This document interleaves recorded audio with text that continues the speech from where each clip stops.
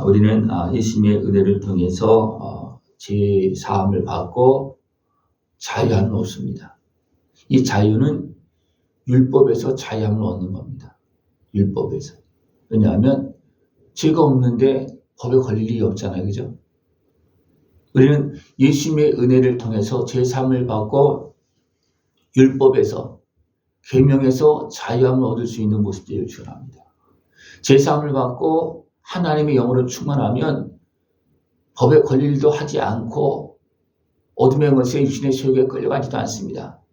그러나 우리가 육신의 모습으로 살고 있는 동안에는 계속 육신의 소욕에 매여서 죄를 짓게 되고 죄를 지면 법에 걸리게 되어 있습니다.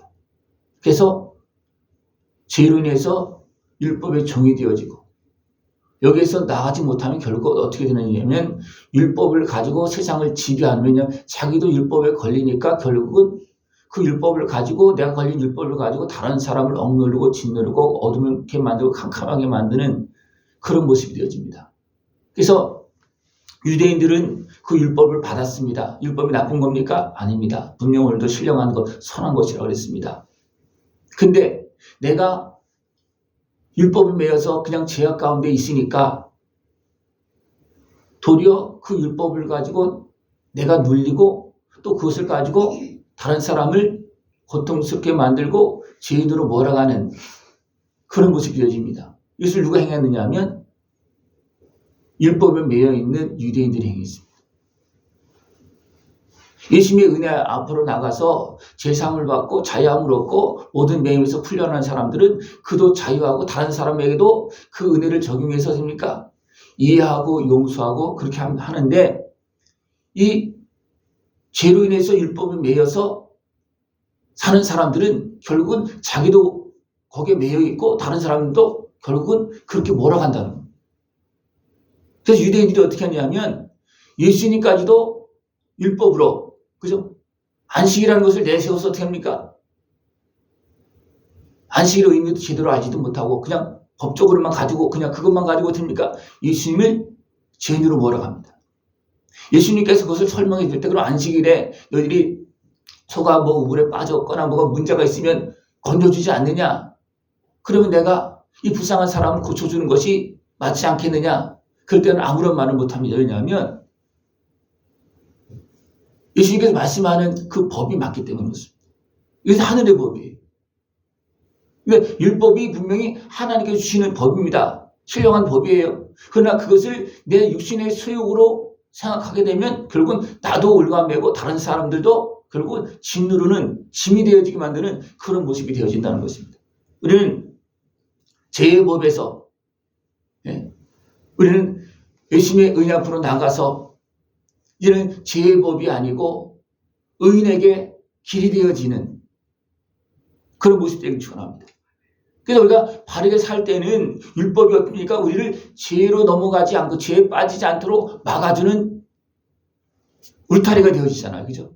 그런데 우리가 그 주님의 은혜 안에 있지 않고 죄악에 있을 때 어떻습니까? 우리를 올가매고 짓누르는 법이 되는 겁니다. 죄사함을 받고 이제 하나님의 말씀을 따라서 법을 따라서 더 아름답게 살아갈 수가 있고 보호막을 칠 수가 있고 또 악한 것에 미혹의 세력들은 물리칠 수 있는 그런 모습 되어지길 축원합니다. 우리는 끊임없이 예수님의 은혜 앞으로 나가야 됩니다. 왜냐하면 우리 살아있는 동안 계속 미혹당하고 넘어지게 되고 육신의 소욕에 매여서 결국 죄를 짓게 될 수밖에 없어요. 그렇기 때문에 우리는 어떻게 되냐면 계속 끊임없이 예수님의 은혜 가운데 나가서 씻음 받아야 됩니다. 제사함을 받아야 됩니다. 그러면 어떻게 됩니까? 율법의 매인 자가 아니고 도리어 율법의 보호를 받는 자가 됩니다. 그 예수님의 은혜 복음은 어떠십니까? 한 단계 높은 법입니다. 이걸 더 주시는 예수님의 생명의 은혜를 통해서 우리에게 자유함을 주시고 풀어주시는 법입니다. 그죠? 율법의 매인 자입니까? 아니면 예수님의 은혜 앞에 나가서 자유함 먹고 살고 있습니까? 네. 여러분, 죄의 법에서 이제는 주님의 은혜 앞으로 나가서 의의 법이 되어줄 수 있는 모습을 주랍니다. 죄의 법이 아니고 하나님의 자녀들을 지키는 신령한 법으로 오늘 그 하나님의 말씀을 들을 수 있는 모습 되기를 축원합니다. 예. 이런 말씀을 들을 때 우리가 모든 말씀을 통해서 우리가 깨닫고 또 우리가 회개하고 그러면 어떻게 됩니까? 그 말씀은 죄인을 올가매는 법이 아니고 우리에게 깨달음을 주고 주님께서 인도하고 하나님의 은혜를 받을 수 있는 길이 되어지는 겁니다. 예. 그래서 율법은 우리를 어디로 인도합니까? 예수님께로. 근데 예수님께로 인도하기 전에 무엇을 하는 거냐면 죄인의 것을 깨닫게 한다는 거예요. 그죠? 그러면 율법이 잘못하는 겁니까? 죄를 깨닫고 그럼 회개하라. 하나님께서 아들의 생명을 내어주셔서 우리 죄값을 치러줬다. 다 말씀이 있는 거잖아요. 그죠? 그러니까 단순하게 율법만 법이 아니고 크게 보면 하나님께서 아들을 통해서 우리를 구원해 주신 그 법도 법이잖아요. 그죠? 이런 하나님의 법을 우리는 온전히 전체적으로 다 볼 수 있는 것을 축원합니다. 그렇지 못하면 어떻게 합니까? 모세를 통해서 주는 그 법만 가지고 우리가 살게 되면 어떻게 됩니까? 그것도 하나님께 주신 거예요. 하나님께 주신 것이지만 그것을 우리가 전체적으로 잘못 이해해서 결국 내 스스로 죄악의 올무에 걸리는 그런 모습이 되어진다는 것입니다. 생각해 보십시오. 오늘 하나님의 은혜 법 안에서 살고 있습니까? 아니면 그냥 세상에 있는 기록되어진 율법만 가지고 살고 있습니까? 예? 너무나 많은 사람들이 진짜 하나님이 주신 그 큰 은혜법, 예수님의 생명을 내어주고 행하시는 그 하나님의 은혜법 안에 있는 것이 아니고 그냥 율법에만 매여서 자기도 매이고 다른 사람도 묶는 그런 모습이 너무나 많습니다. 그걸 누가 했다고요? 유대인들이, 율법에 매인 자들이, 율법주의자들이 그렇게 합니다. 그러니까 율법주의자들은 예수님도 죄인들을 몰아가는 거예요. 그래서 안식일을 범했다. 하나님의 아들이라고 그런다고. 하나님의 아들이 하나님의 아들이라고 하는 게 맞잖아요. 그죠? 그러니까 이것을 모르고 성령으로 잉태되어서 오신 하나님의 아들이신 육신으로 오신 그 예수님을 제대로 알지 못하고 어떻습니까? 겉만 보는 거예요. 육신만 보는 거예요. 나사렛 예수만 보는 겁니다. 나사렛 예수가 누군지도 제대로 알지도 못하고. 네. 여러분 누구십니까?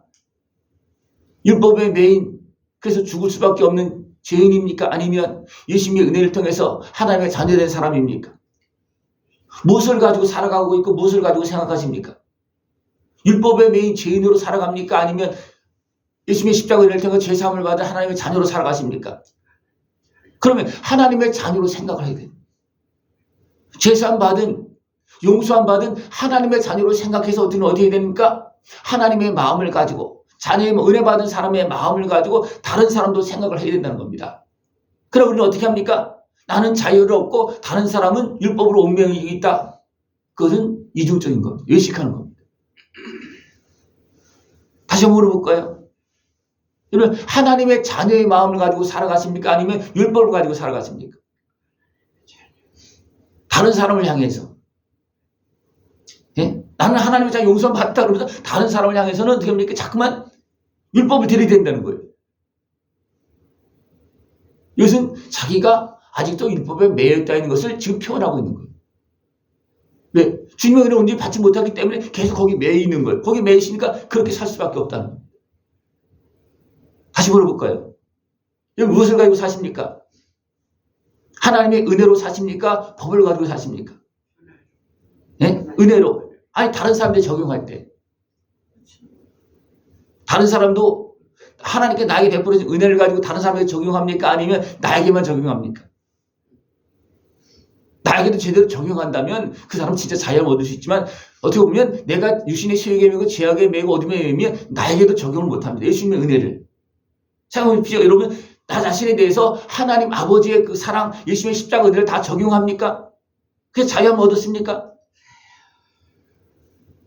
그게 잘 안 되는 거예요. 왜냐하면 우리가 온전하게 해결이 안 됐기 때문에 죄로 인해서 죄의 법에 걸려서 많은 사람들이 살고 있다는 거예요. 그 바울이 뭐라 했습니까? 바울은 이것을 너무나 잘 알잖아요. 그죠? 하나님을 대적했던 그 모습을 살다가 은혜를 받았어요. 그렇지만 여전히 그 모습이 남아있는 거예요. 아주 다 100% 해결된 일이 아니에요. 그래서 뭐랍니까? 나는 공고한 사람이다. 이 사망의 몸에서 누가 나를 건져내랴? 누가 건져줍니까? 예수님이 건져주십니다. 그 모습을 아시고 지금도 도와주고 있고 지금도 깨닫게 해주고 있고 지금도 용서하고 있고 지금도 씻어주고 있습니다. 나를 건져주시려고. 진짜 예수님의 은혜 앞으로 나아가서 자유함 얻을 수 있는 모습 되어지길 축원합니다. 다시 물어볼까요? 여러분들 무슨 법을 가지고 사십니까?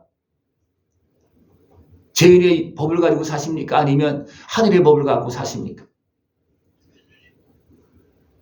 하늘의 법은 어떤 법입니까? 모든 사람들을 용서하는 법입니다. 아들이 생명을 대신 내어주시면서 죄값을 치러주시는 법. 이것이 바로 온전한 법입니다. 예? 그 율법은 뭐예요? 그 온전하게 하시는 예수께로 인도하는 게 중간에 과정에 있는 법이에요. 우리가 이 땅에서 떠나면 어떻습니까? 율법은 다 사라지는 거예요. 그다음에 법이 필요 없는 겁니다. 그죠? 과정 속에 있는 거예요.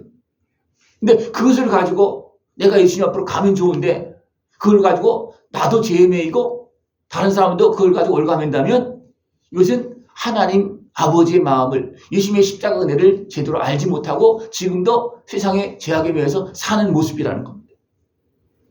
근데 이런 사람이 너무나 많습니다. 진짜 하나님께 주신 그 은혜법 아래서 자유함을 얻고 그래서 율법을 없애라는 것이 아니에요. 율법을 없애면 어떻습니까? 죄를 짓고도 죄가 없다고 그러는 거예요.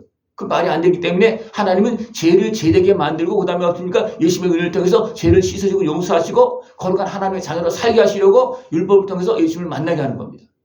그죠? 그 은혜를 다 누릴 수 있는 복된 모습 되어지길 축원합니다. 기도드리겠습니다. 하나님 아버지 감사합니다.